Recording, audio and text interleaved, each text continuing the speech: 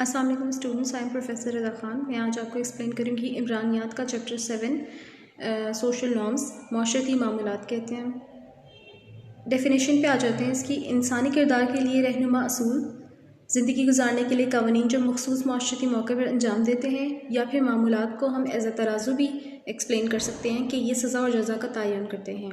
3 points important है definition में। एक ये कि ये आपके लिए इंसानी किरदार के लिए, एक ह्यूमन कैरेक्टर के लिए एक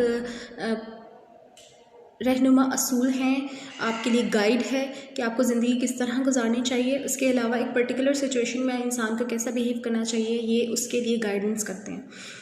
हम मामूलात को तराजू भी कह सकते हैं, एक बैलेंस भी कह सकते हैं। ये आपकी अप्रिसिएशन और पनिशमेंट का तयन करते हैं, उसको डिफ़ाइन करते हैं कि आपको एक सिचुएशन में कैसे बिहेव करना चाहिए और उसके ऊपर आपकी क्या अप्रिसिएशन बनती है, और अगर आप उस सिचुएशन में नेगेटिवली परफॉर्म करते हैं तो आपकी क्या पनिशमेंट बनती है। मामूलात की इम्पॉर्टेंस और इसकी जो फंक्शंस हैं, वज़ाइफ और उसकी अहमियत, हम उस पर अगर आ जाएँ तो सबसे पहला पॉइंट है माशरती रहनुमाई। एज़ अ माशरा, एज़ अ सोसाइटी हमें कैसा बिहेव करना चाहिए, एक सिचुएशन में हमें किस तरह से पेश आना चाहिए, ये उसकी गाइडेंस करते हैं। हमें एज़ अ माशरा किस तरह रहना है, किस तरह ज़िंदगी गुजारनी है, ये उसकी रहनुमाई के लिए बनाए जाते हैं। सेकेंड पॉइंट है माशरे में मुकाम। डेफिनेटली अगर आप अच्छे काम करेंगे, अगर आप पॉजिटिवली एक अच्छा किरदार अदा करेंगे अपने माशरे में, तो आपका मनसब, आपका मकाम बुलंद होगा, लोग आपको पसंद करेंगे। और अगर आप नेगेटिवली परफॉर्म करेंगे और अगर आप बुरे काम करेंगे माशरे में रहते हुए, तो आपको उस हिसाब से पनिशमेंट भी मिलेगी और आपकी डिवैल्यूएशन भी होगी। तो माशरे में मकाम हासिल करने के लिए ये असूलों पर चलना, उनको फॉलो करना बहुत इंपॉर्टेंट है। थर्ड पॉइंट है समाजी कंट्रोल। आपके माशरे में कंट्रोल के लिए, आपके माशरे में नज़्म व ज़ब्त के लिए असूलों का होना बहुत ज़रूरी है, और उन पर फॉलो करना, उन पर अमल करना भी बहुत ज़रूरी है, ताकि एक नज़्म व ज़ब्त और एक जो क्या कहते हैं कंट्रोल है वो कायम रहे। फोर्थ पॉइंट है कानून की ताबेदारी।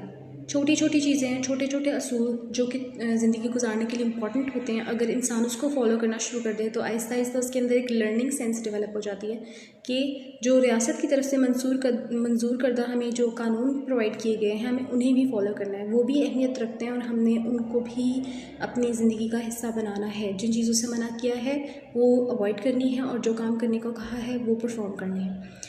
फिफ्थ पॉइंट आपका है सकाफ़त का वजूद। असूलों पर चलते रहेंगे, हमारे कल्चर हमें क्या सिखाता है, हमारा कल्चर हमें क्या बताता है, अगर हम उसको फॉलो करते रहेंगे तो हमारी जो सकाफ़त है, हमारा जो कल्चर है, उसका भी वजूद बरकरार रहेगा, और जो हमारे जो रस्म व रिवाज जिसे हम कहते हैं वो भी कायम रहेंगी। और वो हमें डेफिनेटली क्या सिखाते हैं, नज़्म व ज़ब्त सिखाते हैं, यकजहती सिखाते हैं और हुस्न अखलाक सिखाते हैं। फिर 6 पॉइंट है इदारों की तश्कील। जितने भी हमारे तालीमी इदारे, सेहत के इदारे और जितने भी हमारी सोसाइटी में लोगों की फ़लाह व बहबूद के लिए जितने भी इदारे काम कर रहे हैं, उनका सबका जो मेन मकसद है वो नज़्म व ज़ब्त है, समाज में कंट्रोल है। और वो किस तरह कायम होगा, वो इन असूलों को, इन मामूलात को, ये जो सोशल नॉर्म्स हैं, इनको हम अगर फॉलो करते रहेंगे तो ही कायम हो सकता है। तो बेसिकली हमारे इदारे तभी मजबूत होंगे जब हम अपने माशरे की तरफ से मंजूर करदा जो मामूलात हैं, जो सोशल नॉर्म्स हैं, उनको फॉलो करते रहेंगे। अब हम लोग इकसाम पर आ जाते हैं।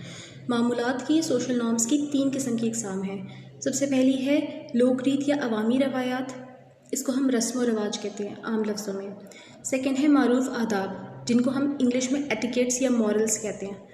थर्ड है कवानीन, रूल्स एंड रेगुलेशंस, लॉ, जो आपकी गवर्नमेंट की तरफ से, आपकी रियासत की तरफ से मंजूर होते हैं। सबसे पहले मैं एक्सप्लेन करूँगी लोकरीत या अवामी रवायात को। इसको फोकवेज भी कहते हैं, और अगर हम इसे आसान लफ्ज़ों में एक्सप्लेन करें तो ये रस्म और रवाज है। वो रस्म और रवाज जो बेसिकली हमारे आबा व अजदाद ने, हमारे फोर फादर्स ने बनाए थे, जब हमारी दुनिया में, हमारे माशरे में किसी के पास कोई प्रॉपर गाइडेंस नहीं थी कि ज़िंदगी कैसे गुजारी जाए। ये वो माशरे के मकबूल रस्म व रवाज हैं जो आम होते हैं और जिसको सब लोग पसंद करते हैं और फॉलो करते हैं। अगर हम इसकी एग्जांपल्स पढ़ें, मिसाल पे आ जाते हैं, तो नंबर 1 है मिलने का तरीका। किसी से जब हम मिलते हैं तो हमें किस तरह बात करनी चाहिए, किस तरह पेश आना चाहिए, ये उसका तरीका है। सेकेंड पॉइंट है खाने के आदाब, किस तरह से खाना चाहिए, खामोशी से, सीधे हाथ से, और क्या कहते हैं, ये उसके असूल बताते हैं रस्म व रवाज। और थर्ड है दूसरों से सलूक, हमें किस तरह पेश आना चाहिए, हुस्न अखलाक से बात करनी चाहिए।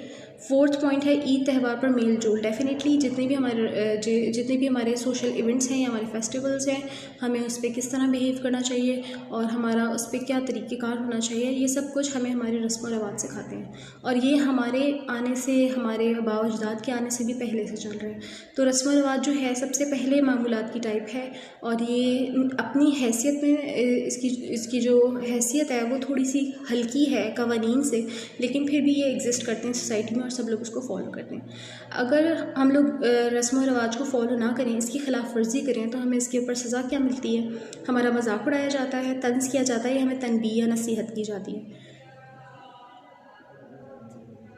लोकरीत की फिर अहमियत और वज़ाइफ पे आ जाते हैं कि इसकी क्या इंपॉर्टेंस है और इसके क्या फंक्शंस हैं हमारी सोसाइटी में।